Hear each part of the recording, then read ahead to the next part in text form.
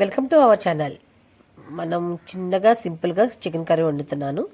Already ఉల్లిపాయలు వేగిపోయి వచ్చినాయి. అల్లం వెల్లుల్లి పేస్ట్ వేస్తున్నాను.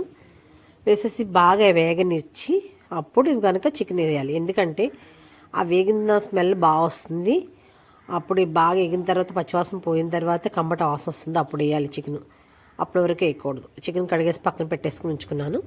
చూసారా, నూనె తేలింది. ఇప్పుడు చికెన్ వేయాలి. చికెన్ వేసిన తర్వాత చికెన్ని మొత్తం అల్లం వెల్లి పేస్ట్ ఉల్లిపాయ పేస్ట్ మొత్తం కలిసేలాగా కలిపేసేసి మళ్ళీ మూత పెడితే ఆ చికెన్లో ఉన్న వాటర్ అంతా నీసుకు వాసన రాకుండా మొత్తం అంతా ఎగిరిపోవాలి. చూసారు, ఎగిరిపోయి మళ్ళీ నూనె తేలింది. ఇప్పుడు మనం దానికి తగ్గట్టుగా కారము, ఉప్పు, పసుపు వేసుకుని బాగా కలిపి ఒక 2 సెకండ్లు కదిలే ఒక 30 సెకండ్స్ మళ్ళీ మూత పెట్టుకోవాలి. మూత పెడితేనే ఆ ఉప్పు కారం ఆ విడిగా ఉన్న ముక్కల్లోకి ఎక్కుతుంది. చాలా టేస్టీగా ఉంటుంది. అప్పుడు ముక్క చప్పదనం రాకుండా రుచిగా ఉంటుంది.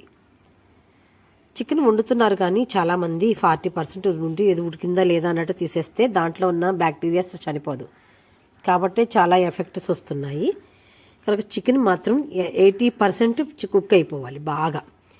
మనం ఆర్పేసిన తర్వాత అప్పుడు ఏమవుతుందంటే మిగతా 20% ఆ వేడికి కుక్ అవుతుంది.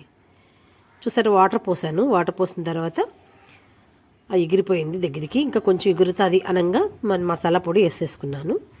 ఇవాళ చికెన్ కర్రీ మా ఇంట్లోని.